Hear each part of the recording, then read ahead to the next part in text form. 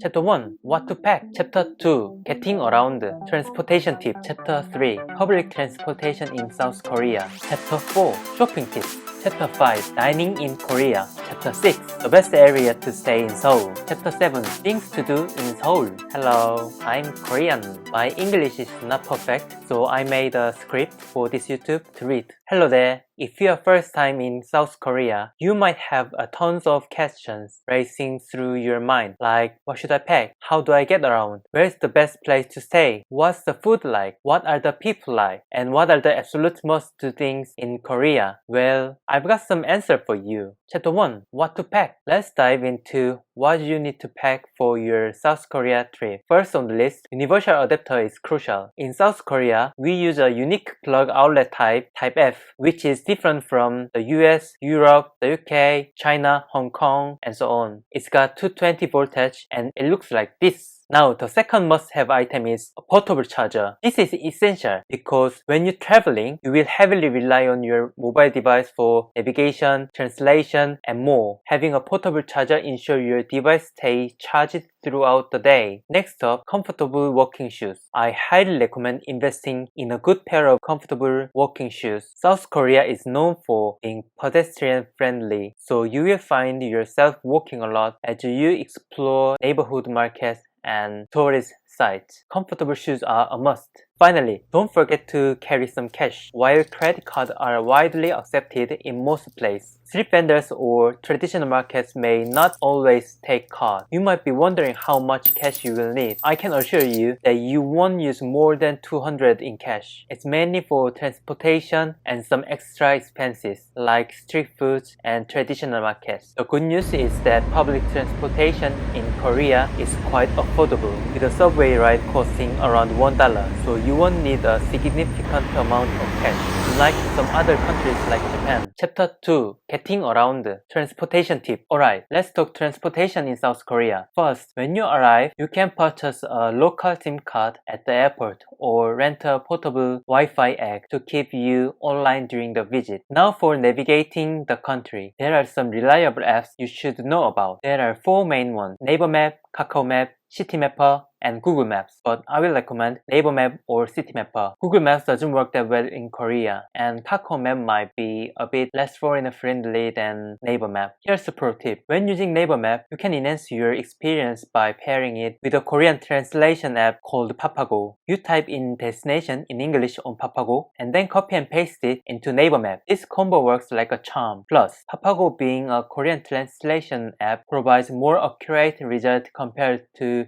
Google Translate. Now, the third thing you will need is a T-Money card. If you plan to use public transportation, wondering where to get it, you can simply go to a convenience store or a subway station to buy one. Just keep in mind that it's a cash-only purchase, so that might be your first time using cash during your trip. The great thing about T-Money is that you can also use it to pay for taxis along with your credit card. Finally, when you land at the airport, you will need to get to your accommodation. You have a few options: taxi, trains, or buses, but I'd suggest avoiding taxis because they can be quite expensive. If you are staying in Seoul, take the subway to a station near your accommodation. It's often the best choice. Just keep in mind that if you arrived after midnight, the metro won't be running. Fortunately, there are night buses from Incheon Airport, although they don't run as frequently, so plan accordingly. Chapter 3 Public transportation in South Korea. Alright, let's delve into South Korea public transportation system. It's fantastic, especially in cities like Seoul and Busan. Trains and buses are your go-to options, and they cover a lot of ground. Here's why you should consider using them. First, the public transportation system is efficient and covers nearly every corner. In Seoul, the subway system, especially Line 2, is a smooth ride that will take you where you need to go. It's like a one-stop shop for most destinations. It won't break the bank. Now let's talk about Line 2. It offers easy access to numerous tourist attractions and popular area in Seoul. You've got Hongik University Station, known for its vibrant nightlife, street performance, Ulchiro Wonga Station, close to Myeongdong, a famous shopping district, City Station centrally located and providing access to attractions like Deoksugung Palace, Seoul Museum of Art, Dongdaemun History Culture Park Station near the Dongdaemun Design Plaza, and other shopping districts. Seongsu Station known for trendy cafes and unique dining spots. Jamsil Station home to Lotte World Theme Park, Lotte World Mall, and Olympic Park. Sokchon Lake Station, a beautiful area especially during the cherry blossom season. And Gangnam Station, a trendy, upscale district with high-end shopping, dining, and entertainment. Third, public transportation in South Korea is clean, reliable, and budget-friendly. Train and buses run like clockwork, and subway stations have English sign. Plus, it's much lighter on your wallet compared to taking taxis. Here's pro tip. When using the bus, you might notice that the normal fee is 1451. But when you swipe your card, it shows only 101. That's because if you transfer to a different bus or train within 30 minutes, you get a transfer discount. You can do this up to 5 times with 4 transfers. But after 9 p.m. and before 7 a.m., it's limited to within 60 minutes after getting off. So you will save some money there. Fourth, if you need a taxi, you have options like Uber and Kakao Taxi. I'd recommend using the Kakao Taxi app, especially if you have a local SIM card. It simplifies the process of handling a taxi, although you will need to pay in cash if you are a foreigner. One more tip, if you're trying to get a taxi with either app, you will notice Kakao Taxi is faster to pick up. But after midnight, when everyone trying to get a taxi, Uber might be quicker at times. That's because all Koreans tend to use Kakao Taxi. Fifth, when using public transportation, it's important to be respectful of priorities. These seats are designated for the elderly and pregnant women. Koreans often vacate these seats even if there is no elderly or pregnant woman around. It's just a cultural norm. So if you are a foreigner and sit there, it's generally fine, but it might come across as a bit unusual. Chapter 4. Shopping Tips. Let's talk about shopping in South Korea, and I've got a couple of tips for you. First, when you're out and about, you will come across street vendors. They are a significant part of Korean culture and offer some delicious street food. Now here's the thing, these vendors usually only accept cash. So, it's essential to have some Korean won on hand. If you want to try these local street delicacies, I highly recommend visit these street vendors because that's where you will find some of the tastiest street food. Second, let's talk about some hard to find products. Many of my foreigner friends have told me that it's really hard to find items like deodorant, tampons, and certain savory snacks in South Korea. Funny enough, I didn't even know about this because, well, I've never used deodorant or tampons. As for snacks, you should be aware that some snack options in South Korea tend to be sweeter than what you might be used to in some Western countries. So, if you've got specific preference or requirements, it's a good idea to stock up before traveling to make sure you have everything you need. Chapter 5. Dining in Korea. Let's dive into dining in South Korea. I've got a bunch of tips to help you navigate the culinary scene. First up, tap water. In South Korea, it's perfectly safe to drink tap water. However, when you go to restaurant or cafe, they might serve you filtered water instead. So don't worry about drinking tap water when you are out and about. Now, let's talk about tipping. Unlike some countries, South Korea doesn't really have a tipping culture. The price you see on the menu typically include everything. So you don't need to leave tip in restaurant. But if you really want to tip them, you can give your money. I've seen some people do it, but as a Korean, I've never done tipping. It's not expected, but it's a kind gesture if you choose to do so. Next, let's discuss self-service and side dishes. When you dine in many South Korean restaurants, especially more casual or local ones, you will notice that utensils and side dishes like kimchi are self-service. You will find utensils in a drawer on the side of the table, and kimchi and some side dishes are also self-service. You can help yourself to as much as you want. Now, here's an interesting one. the call button. In most of South Korean restaurants, you will find a small bell on your table. It's used to call the staff when you need service. Just press the bell and a server will come to assist you. It's a convenient way to get help without waving or shouting, which might be considered rude in some Western cultures. But in Korea, it's perfectly normal to use the bell button and shout and wave your hand. South Korea has a culture of service. This means you might receive complimentary items in restaurants or shops, particularly if you have a large party or are a foreigner visitor, or if you become a regular at a restaurant or shop. The boss might give you some complimentary items, but don't be upset if you don't get anything for free. I don't really get things for free either. Sometimes service can be in the form of extra time. For example, if you go to a karaoke room, the boss might give you an extra 30 minutes for free. But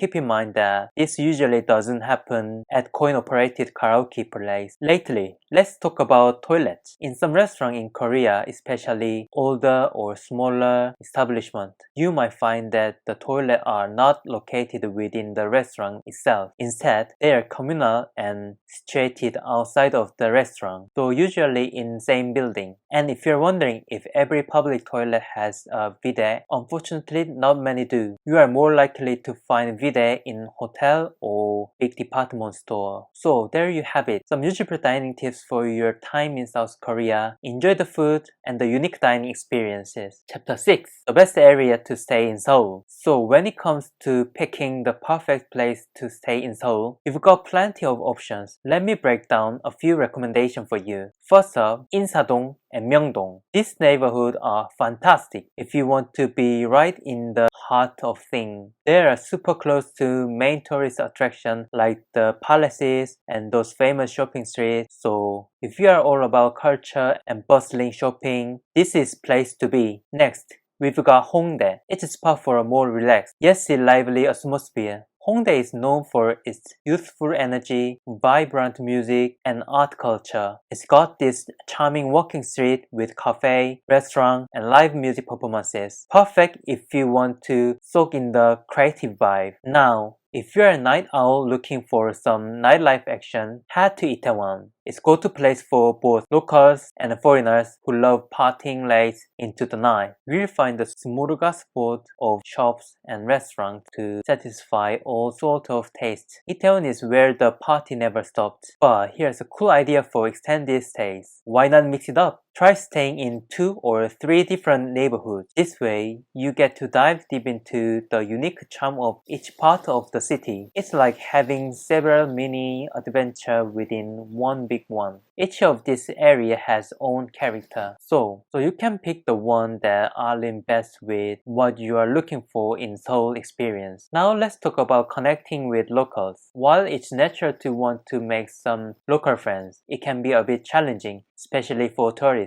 But if you are up for it, consider hitting the club in Hongdae and Itaewon. There are pubs called a Thursday Party or Zen Bar, which is always a good choice for mingling. If you are not a club person, don't worry. There are apps and online platforms that you can help you connect with locals. So whether you are into club or not, there are ways to make local friends and have an amazing time in Seoul. Chapter 7. Things to do in Seoul. Seoul is a city brimming with amazing things to do. So let's dive into top attractions and activities you shouldn't miss. First off, immerse yourself in history at Royal Guard Changing Ceremony at Gyeongbokgung Palace. You will get a taste of traditional practice of the Joseon Dynasty, and the best part, it's absolutely free to attend. To really step into Korean culture, try on traditional Korean outfit called hanbok. It's not just for tourists. Even the locals enjoy this experience. It's a delightful way to dive deep into Korean heritage. Don't forget to visiting stunning Gyeongbokgung Palace, the largest of its kind from the Joseon Dynasty. And if you're wearing traditional hanbok, your entry is on the house. Get lost in the historic charm of Bukchon Hanok Village, where traditional Korean houses line enchanting narrow street filled with cozy cafe and unique boutique.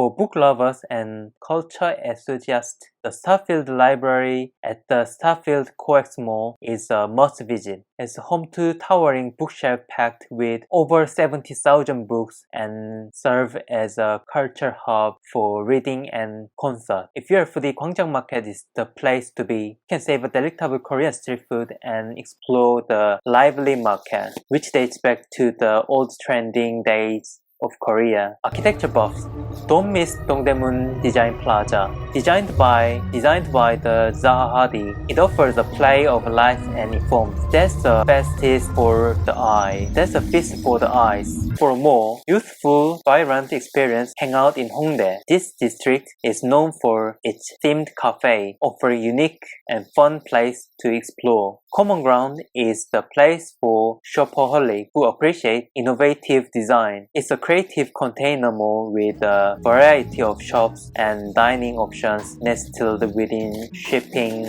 containers. For a serene and breathtaking experience, take a Han River cruise to witness the city from a different perspective, especially during the enhancing sunset. And if you want to panoramic view of Seoul, head to Namsan Seoul Tower. The journey to the top, whether by cable car or hike, is an adventure in itself. Now you've got extensive list of things to do, but the excitement doesn't stop there. There are 14 more fantastic activities in Seoul that I've listed in the comment for you to explore. Have a good time in this vibrant city. Alright folks, that's a wrap. We've covered a tons of essential tips and information for your trip to South Korea. If you've got anything burning question or need, hesitate to drop a comment down below. Your concern are my priority. I'm here to assist you in every way possible. I genuinely hope you find this guide helpful and that it makes your journey to Korea a smooth and joyful one. Remember, safety first and embrace every moment of your travel. Thank you for turning it. Alright then, it's time to say goodbye for now. Have a fantastic trip and take care. Bye.